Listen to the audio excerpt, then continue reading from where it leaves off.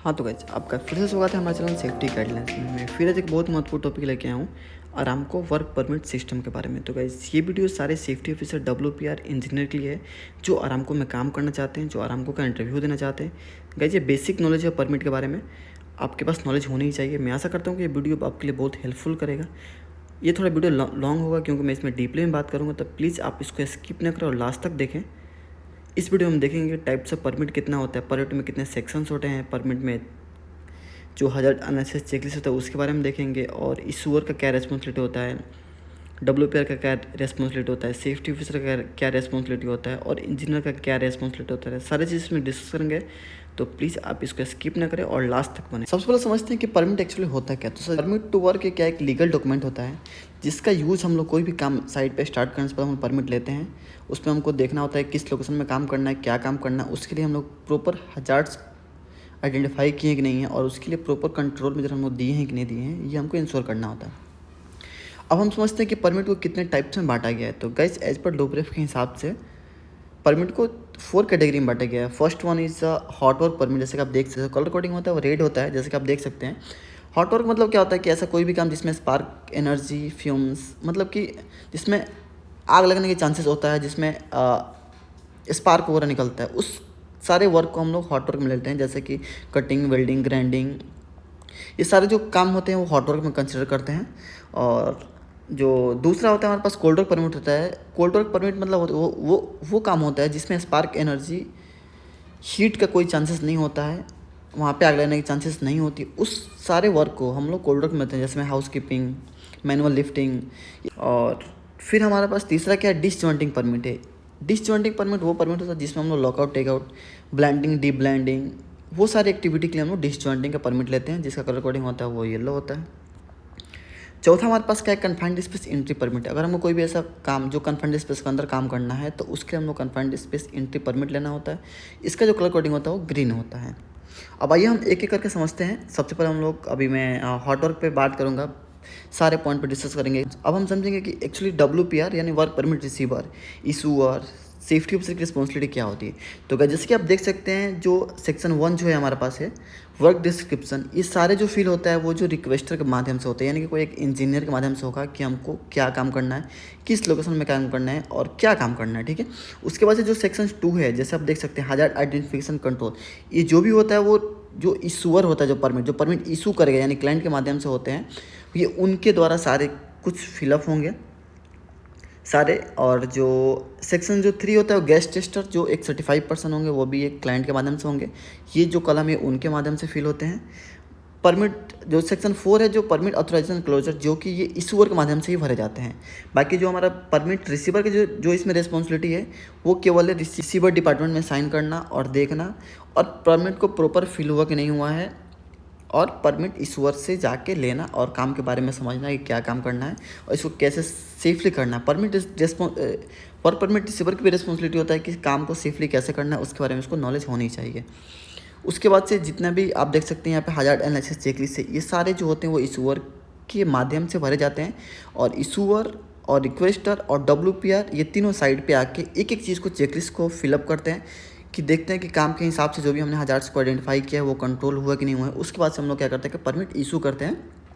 फिर safety officer की responsibility ये होती है इसमें कि परमिट को देख लेना और एज पर परमिट के हिसाब से प्रॉपर रूप से फिल हुआ कि नहीं हुआ है, डेट है, मेंशन है कि नहीं है, हाथ मतलब कि टाइम क्या है, वर्कर कितने काम करेंगे, काम क्या है, कौन सा टूल्स यूज़ करेंगे। सेफ्टी ऑफिसर की रिस्पॉन्सिबिलिटी यही होती है कि यहाँ पे एज पर परमिट के हिसाब से काम हो रहा है कि नहीं हो रहा है, उसको इंश्योर करना। अगर परमिट टू वर्क के बियॉन्ड यानी कि कोई भी ऐसा काम हो रहा है तो उसको तुरंत स्टॉप करना, वो तुरंत इशूअर को, क्लाइंट को या फिर अपने इंजीनियर को इन्फॉर्म करना है कि नहीं ये काम हम नहीं कर सकते, इसके हमारे पास परमिट नहीं है। तो ये रिस्पॉन्सिबिलिटी होती है कि मतलब कि सेफ्टी ऑफिसर की मेन रिस्पॉन्सिबिलिटी ये है कि एज पर परमिट के हिसाब से काम होना चाहिए। या फिर साइड पर कोई भी ऐसा अनसेफ एक्टिविटी हो रहा है तो आपको काम तुरंत स्टॉप करना है और उसको सेफली करवाना है। हाँ तो जैसे कि मैंने बताया कि परमिट में टोटल 4 सेक्शन है। अब हम एक एक करके समझेंगे। सेक्शन 1 में क्या है, वर्क डिस्क्रिप्शन। गाइज इसमें टोटली आपको ये रिक्वेस्टर के माध्यम से भरा जाता है और इसमें एग्जैक्ट लिखा जाता है कि इसलिए हमको काम क्या करना है, मंथ डालना है, डेट डालना है, ईयर डालना है, टाइम डालना है, ड्यूरेशन डालना है, कितने आवर्स काम करना है, ये डिपार्टमेंट डालना है, कंपनी का नाम डालना है। अब कॉलम ए में देख सकते हैं आइडेंटिफाई प्लांट एरिया डालना है कि कौन से एरिया में काम करना है, आपको हेड काउंट डालना है कि मैन पर आपके पास कितने हैं, और रिक्वेस्टर बाई कौन कर रहा है, फिर सिग्नेचर उसका, फिर सेम टू सेम बी में हम देखेंगे कि एग्जैक्ट वर्क लोकेशन, कि हमको एग्जैक्ट कौन से लोकेशन में काम करना है वो यहाँ पे मेंशन होना चाहिए। सी में क्या है हमारा कि वर्क टू बी डन, यानी कि आपको क्या काम करना है। जैसे आप देख सकते हैं हमने लिख रखा है वेल्डिंग, कटिंग, ग्राइंडिंग। तो ये जो आप यहाँ पे एक्टिविटी लिख दी है वही हम काम कर सकते हैं, इसके अलावा कोई दूसरा एक्टिविटी हम साइट पे नहीं कर सकते हैं। उसके बाद आप देख सकते हैं डी में क्या, equipment to be use at site, यानी कि जो कुछ भी हम इक्विपमेंट जो हम यूज़ करते हैं साइट पे वो यहाँ पे क्लियरली मेंशन होना चाहिए, उसके अलावा दूसरा आप यूज़ नहीं कर सकते। यानी कि आप समझ सकते हैं कि वर्क डिस्क्रिप्शन में एक्चुअली आपको क्या काम करना है, किस लोकेशन में काम करना है, ये सारे इसमें मेंशन होते हैं। अब हम समझते हैं कि सेक्शन 2 में क्या है। सेक्शन 2 में क्या, हजार्ड आइडेंटिफिकेशन कंट्रोल होता है, जो कि इशूअर के माध्यम से होता है। वो सारे साइट पे आके एज पर हमारे वर्क के हिसाब से, काम के हिसाब से देखता है कि कौन कौन सा इसमें हमको कंट्रोल मेजर लेना होता है, उसको टिक आउट करना है। बाकी को टिक आउट नहीं करना, उसको क्रॉस कर देना है। इसमें क्रॉस नहीं हुआ है जो कि ये गलत है, इसमें क्रॉस होना चाहिए। तो आप देख सकते हैं जॉब सेफ्टी एनालिसिस ये मैंडेटरी होता है। कोई भी काम स्टार्ट करने से पहले आपके पास जॉब सेफ्टी एनालिसिस होनी चाहिए। गैस टेस्ट रिकॉर्ड, यानी कि कोई भी आप हॉट वर्क काम करेंगे साइट पे तो आपके पास गैस टेस्ट रिकॉर्ड होनी चाहिए। बाकी isolation plan, blind list, critical list plan, exception checklist, hydro test procedure, approve MOC, drawing and P and ID, इसकी ज़रूरत नहीं है तो इसलिए हमने इसको टिक आउट नहीं किया हुआ है।